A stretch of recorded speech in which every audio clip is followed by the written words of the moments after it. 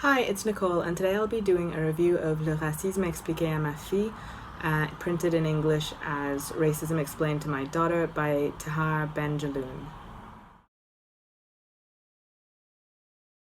I picked this book up while researching Moroccan authors for Invisible Cities for January. I thought this book would be a good sample for this author, and I think I probably will be picking up more books by him in future.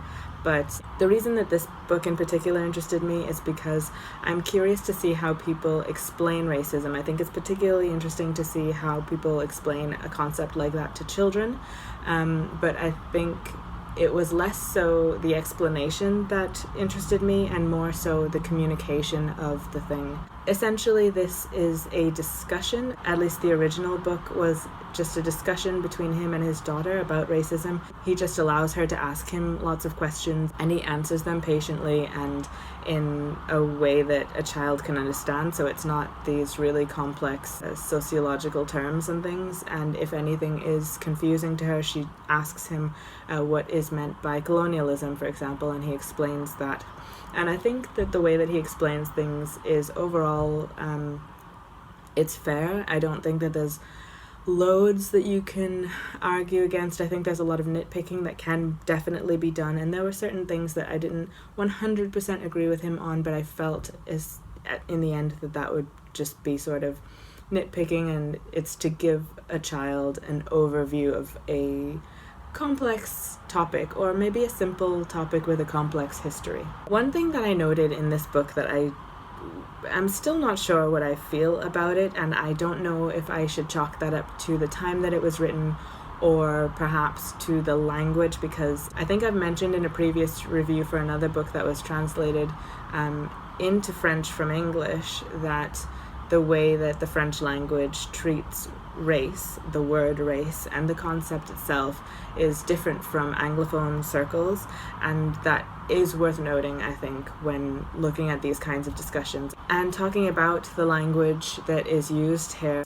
I still feel unsure what I think about the fact that throughout the whole book, racism becomes I guess synonymous with just hatred in general, and I feel like on the one hand I don't have a problem with it, I guess, because as he's talking about, for example, anti-Jewish sentiment or Islamophobia or other religious hatreds like that, and calling them racism, I feel like it's not entirely true to call those racism, even though I feel like there is often a racist element to those hatreds.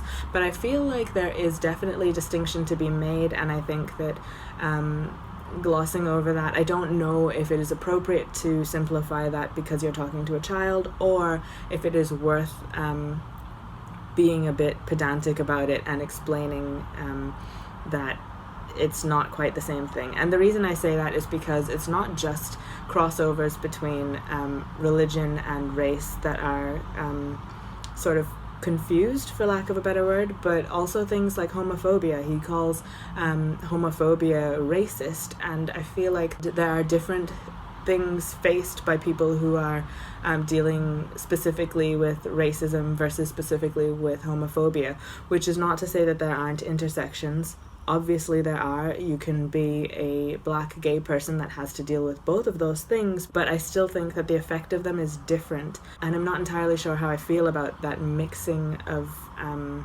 definitions in that way.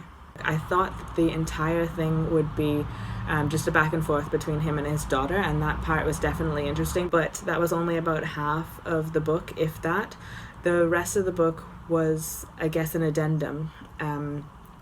And there were all sorts of things added to the end of it, and that's because the book was originally published in 1998, and the version that I had was a reprint with things added up to 2018. I think at the bottom it says something like 20 years later, what has changed, or something like that. After the initial dialogue, the book gets into commentary from people who are fans of it, who are critics of it, and people who just have more questions. A lot of the questions are from children, but some of them are from parents as well, or just people who have read the book and have something to say about it. This was interesting to me because I felt like he included quite a lot of commentary, not just in favor of what he had written, but also in criticism of it. And for me, sometimes the criticism just didn't hold up, but I didn't feel like he was commenting back on it. He wasn't really clarifying when things came up, and I felt like it kind of could possibly lend legitimacy to a backlash argument that has no legitimacy, in my opinion. I think this was probably done to lend an air of fairness to everything, to make it feel like, he's listening to opposing views on things. But I think for something like racism, I'm not convinced that that is the best way to go, and I feel like there shouldn't really be a lot of room left for ambiguity. So there were definitely a lot of times when there would be criticism of the book that he included that I felt like, yeah, but in response to it, but he didn't provide that. He did comment back to some of the comments, but not most of them. And that was an interesting choice that I wouldn't necessarily have done myself, but it was interesting to see that he decided to do that. In explaining something to a child, it's also good to have that child be able to ask questions, just any question that seems pertinent to them, and treat that question with respect and give as much as you can in terms of explanation to them, and being honest when you don't know a thing, and being honest when you feel this or that or whatever. It's wanting to be fair, and it's not taking any of the questions as being in favor of racism or anything like that. It's just taking the questions at face value and answering them honestly. But that there is a risk, I guess, of people seeing it as like leftist propaganda or something like that. But then I think, is this meant to convince anyone of anything? I don't know that it is. I feel like it's just supposed to open the conversation for people who want to talk to their children about racism.